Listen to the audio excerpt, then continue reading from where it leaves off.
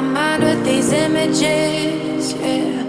And it's the way that you look at me, makes me feel like.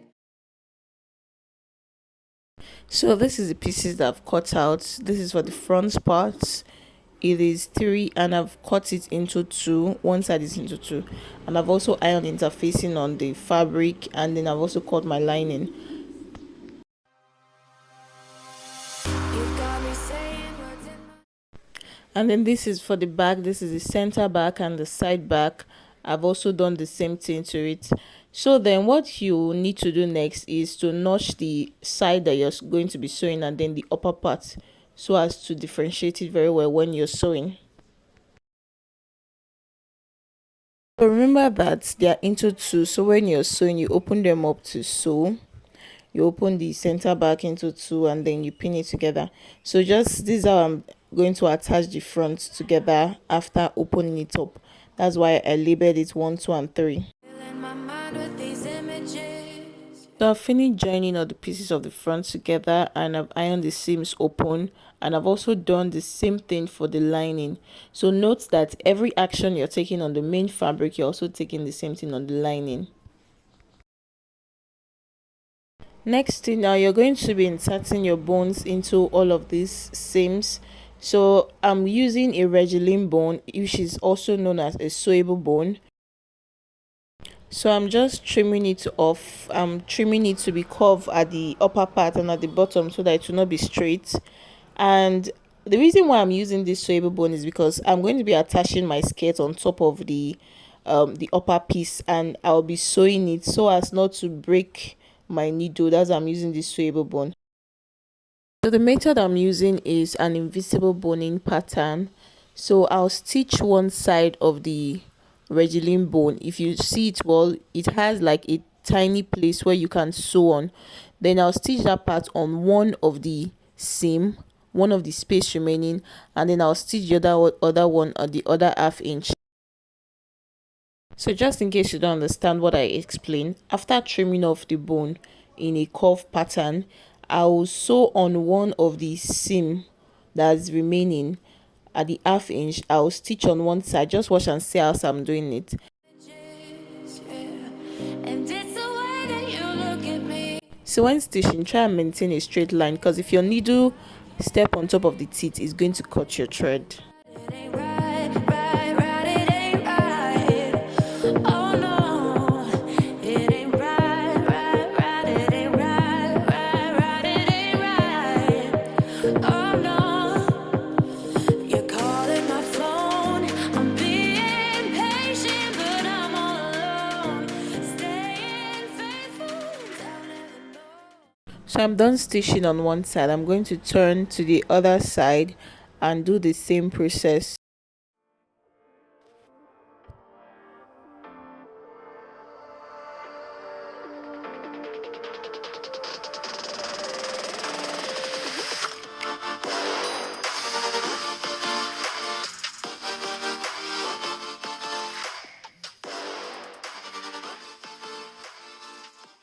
So after stitching on both sides, I'm just going to check and see if my seam appear at the front part.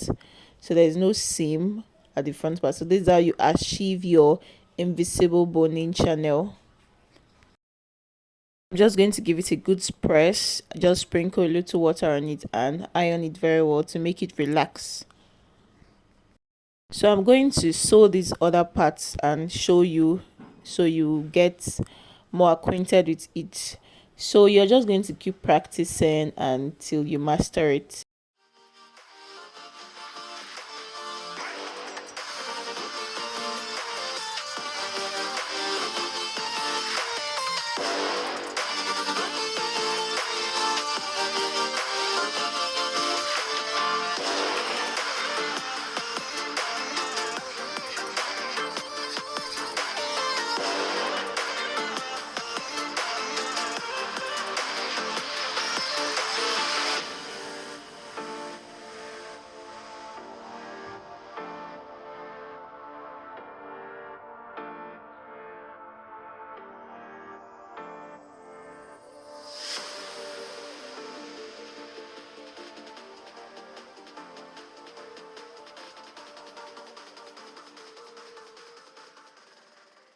Going to go ahead and sew on the remaining places, and then I'll come back and show you after ironing it. So it turned out nicely and came out very neat. So I've also ironed my lining and fixed the cup as well. So next up, I'm going to fix the ready-made cup to my main fabric, and then to fix it, I'm just going to pin it all around and then stitch it at the seam allowance.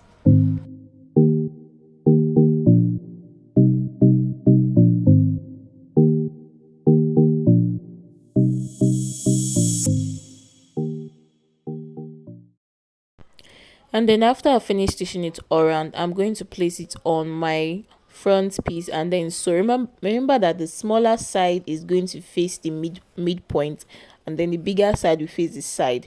So I've already fixed one, so I'm going to fix the second one now.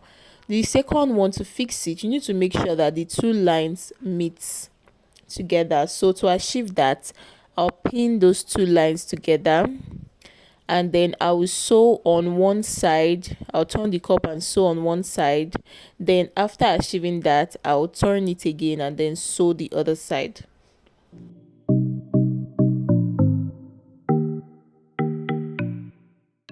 So as you can see, the lines are meeting very well. And then next up, I'm going to shape the dress, the main fabric. So I'm just going to take away the sewing allowances I added.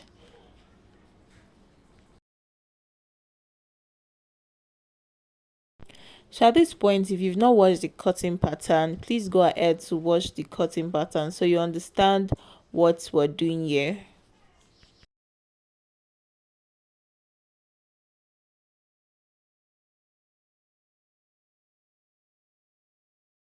So after shaping the main fabric, I'm also going to remove the allowances from the lining, and then I'll also shape it. Okay, so after sewing it, I trimmed it to about half an inch remaining. So that remaining space, I'm going to open it up and iron it, and then I'm also going to fix bone there. So this is not really compulsory. This is only if you want a very snatched waist. So at this point, I'm going to be fixing my yoke. I've joined the shoulder and also joined the armhole, and then I'll turn it with my lining. And when turning, make sure to pin each line so that they meet together. After turning it, then I'll top stitch it on the neckline.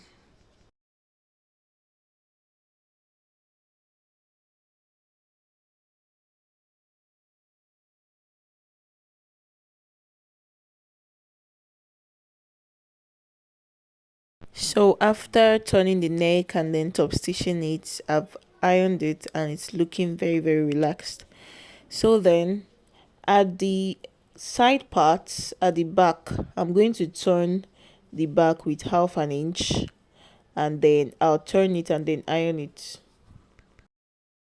So after turning it and ironing it, I went ahead to top stitch on that end part, and then the size of the top stitch is just going to be like the size of your plastic bone. So at this end part, I'm using a plastic bone, so I'll just curve it and then I'll insert it on that place and then iron it.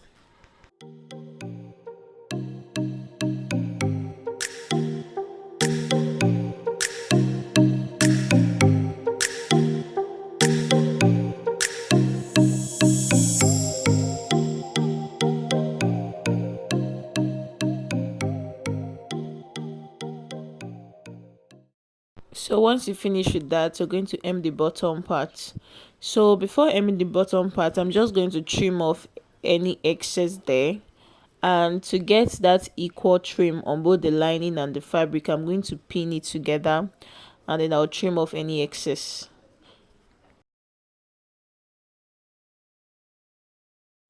So after trimming, I'm going to measure from one part to the other end, and whatsoever I've got, I'm going to cut a long piece of that exact. So the total length I have is 40 inches. So I'm going to cut 40 inches plus about 2 inches sewing allowance to it, and then 2 inches for the width. So I'm going to join it on one side like a bias.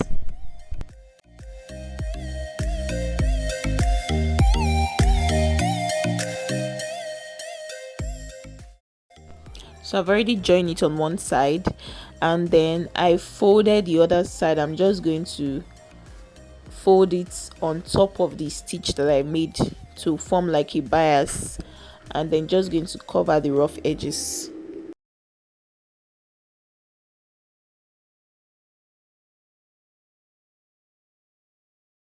So this is how it looks at the bottom part.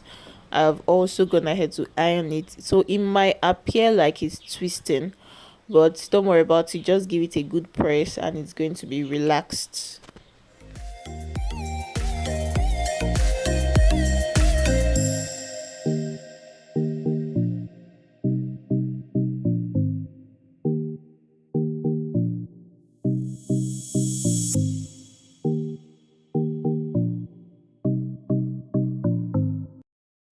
So this is the skirt part, and the zip allowance side I'll turn about 4 inches. I'll turn it inside.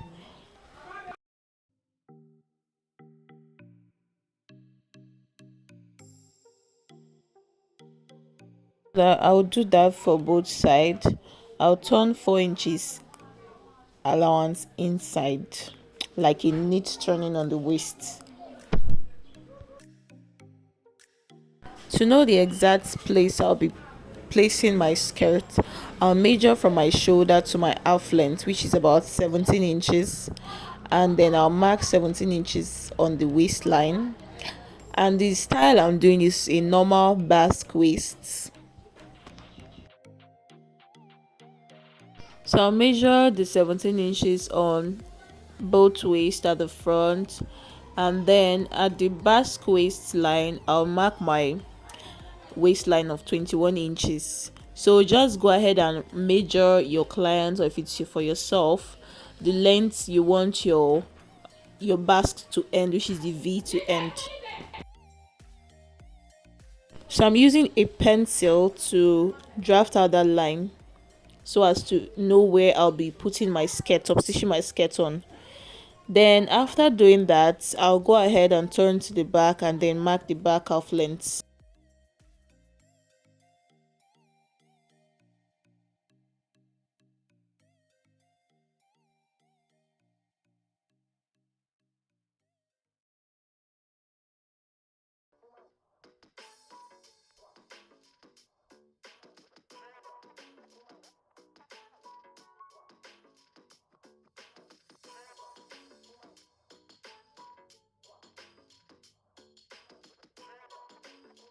So I'll mark my back half length on it. My back half length is 16 inches.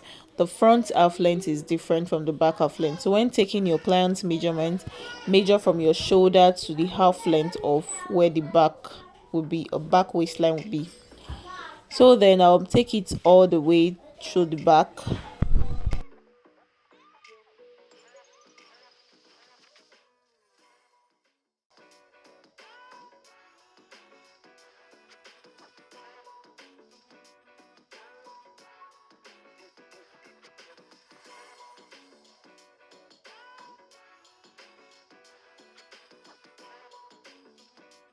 So after I finish marking the waistline for the front, I'm going to do the same for the skirts. So for the skirt part, I'm just going to throw out 17 inches for my waistline and then mark 21 inch for the basque waist, and then I'm going to connect it with my curve ruler to connect the V shape.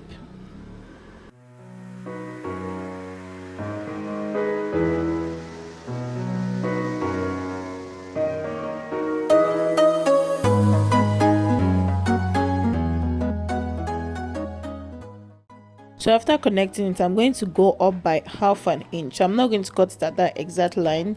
I'll go by half an inch and then I'll trim it off.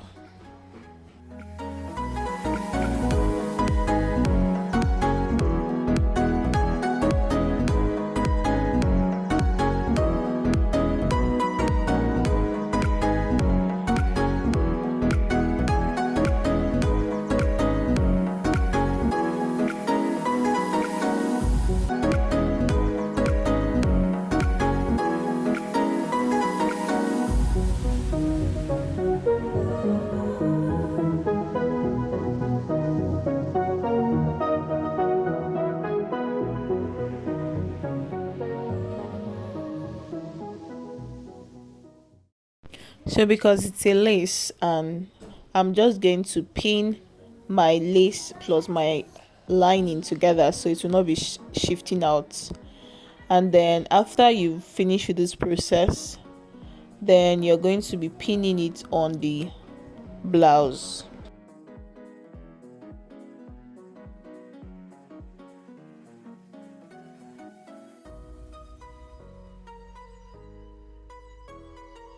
So to pin it, first of all fold it front into two, and then I'll make a notch at that V line on the skirt. That V point, I'll make a notch.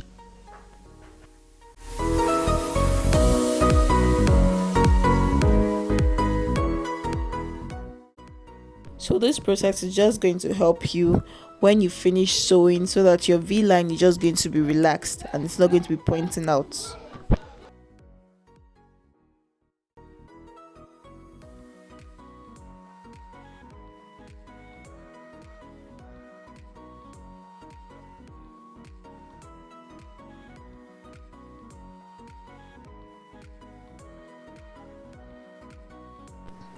So I'm just going to place it on that line that I drafted on the blouse, and make sure that each line meets both at the side, at the front. And then to place it, I'll turn the skirts over, and then the half inch line that I marked on the skirt, I'm just going to sew on top of it. So first, before I start sewing, I'll first of all pin so as not to shift from the line. So just watch carefully and see how I'm doing it. So remember that you turn about 4 inches from the back waistline. So you're just going to sew to that exact point that was remaining that you did not turn. After stitching one part of the waistline, I'm going to stitch the other part. So it's just like bending it like so.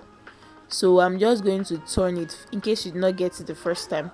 I'm just going to turn the skirt over to the back, and then I'll top stitch it, making sure that the half inch point that I marked at the waistline is meeting with the line that I marked at the blouse line.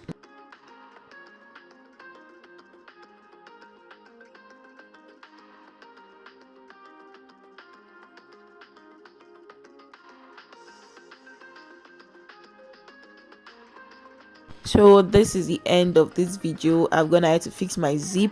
So if you find this video helpful and you make a corset with this pattern, please take a picture of it and tag me on Instagram at okobidi eunice. All right, thank you guys for watching. See you next time.